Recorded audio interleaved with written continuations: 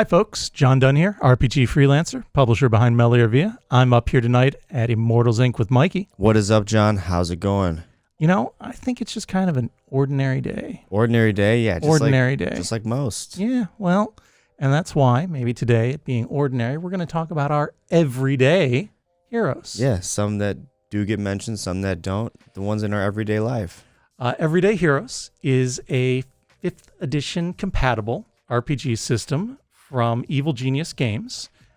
We actually talked about an adventure that was published for this previously. You remember that, chat? Escape from New York. Exactly. Yep. And how is that, in layman's terms, how does that, for somebody that doesn't understand, how is that one in one? You know, so this is the core rule system that you need in order to use the adventure. Yep. Right? Okay. So Evil Genius Games picked up a whole lot of licenses. I don't know how they managed to do this. I think it's pretty freaking amazing. Shout out. For action movies.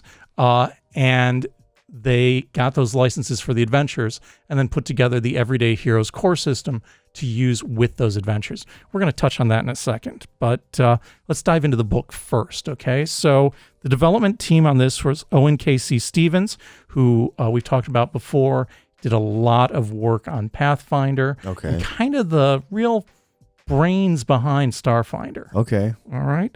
Siegfried Trent, who I think actually stopped in and dropped a couple of comments on our Escape from New York video. Thank you. Thank you for that. Thank you for that. If you guys want to watch and then that, that's Chris Ramsley, who's the third head of that group that did the main development work on this. This was a 2022 release. In May of 2022, they launched a Kickstarter, which had 4,200 backers, raised about $400,000. I actually was one of those backers. Nice. Yeah, I was pretty jazzed about it because this game kind of is a heir to the throne of D20 Modern. D20 Modern was for 3.5 D&D, kind of the modern take on that, and I was really excited to see that come around. And one of the things that they did when they pitched this was they worked with some of those original creators from D20 Modern to help get this system up and running and see how they could replicate a lot of that look and feel. I did mention the licenses, and that includes Pacific Rim, Kong, Highlander, Escape from New York that we talked about, The Crow, Universal Soldier, Total Recall, and Rambo. Okay, those are some licenses right there. Yeah, I mean, that's some big power. And we do have actually 5 or 6 of those adventures on the shelf right now, I think. Yeah, So yep. If those are, films that you dig, this is a book you need to check out. And you might want to check out those adventures too. And right in the start of the book, there's a brief intro that kind of covers the basics of RPGs. And on page 12, it gets into the differences between Everyday Heroes and D&D 5th edition. And the big differences are that they took classes and split them out a little bit into an archetype and a class. And the archetype is like those D20 Modern archetypes where each one is linked to your basic attributes. And then classes are kind of like subclasses in D&D where they tie into those archetypes. Defense, instead of armor class, you have an ability and then a bonus based on your archetype. Feats are kind of part of the core, and feats are what enable multi-classing. So if you want to get into that, that's the thing you can definitely do. Instead of a level 20 caps at level 10. That gets back into the everyday notion. We're not getting into real superhero types. We're just getting into kind of action heroes at that upper level. Just like powerful people that do make a big difference. Exactly. I mean, Die Hard is another movie that they didn't have a license for, but would absolutely be totally on brand for this system. That's a good recommendation right there. Yeah. And then the material is just kind of adjusted to suit a modern setting. So, skills that aren't in D&D are going to show up here, right? So, diving into the book past that intro, the first 180 pages they call the Heroes section. There's 7 chapters of that. The first one is character creation. It includes backgrounds, professions, classes, equipment, and feats. Backgrounds kind of range from common to unusual.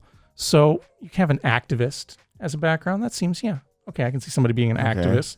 An orphan, sure, absolutely. And then raised by assassins. Okay. And there's a fantastic piece of artwork there that shows a ninja feeding a baby a bottle. I'm not going to be able to find it right now, but you got to check it out. It's great. That's great. Yeah.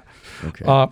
The next section is professions, and that's kind of what sets up your skills, your ability scores, your gear, your wealth, and some features that are specific to each profession.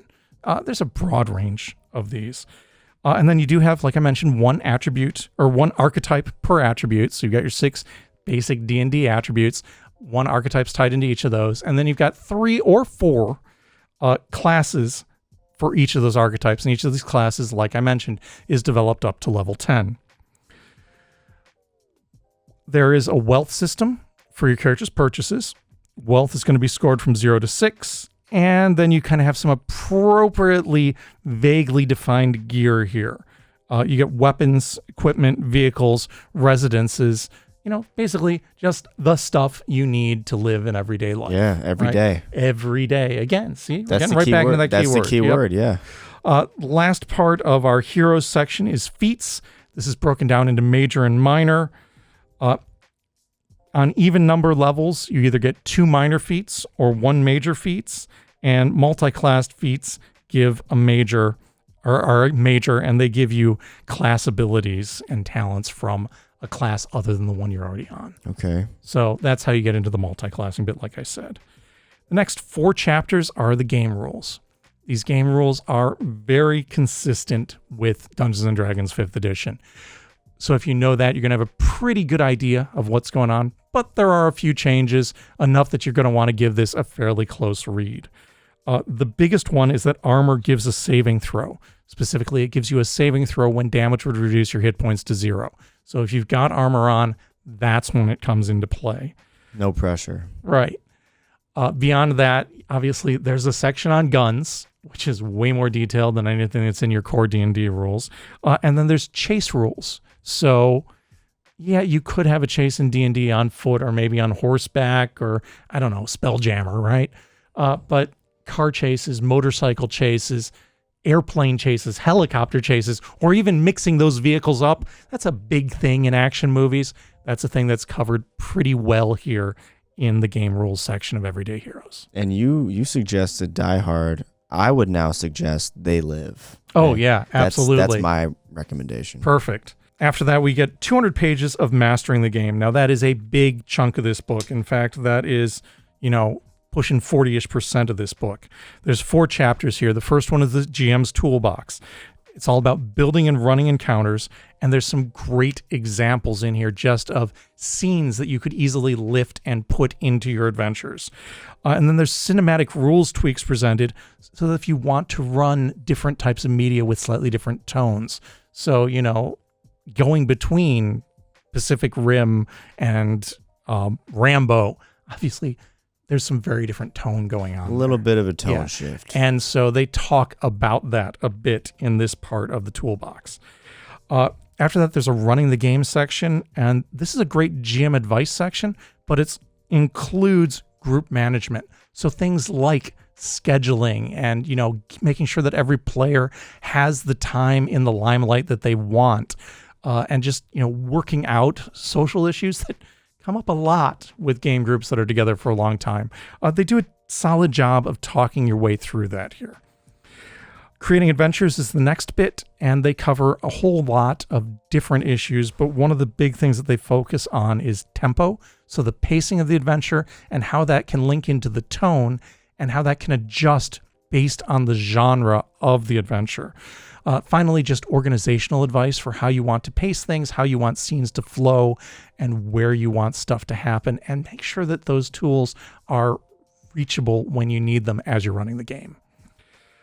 Last bit in Mastering the Game is the Opponents and Allies section. This is a bit more than 80 pages of NPCs, and they're broken down. So you've got your modern characters, historic, prehistoric, which doesn't sound like modern every day, but, time travel. Sounds like a twist.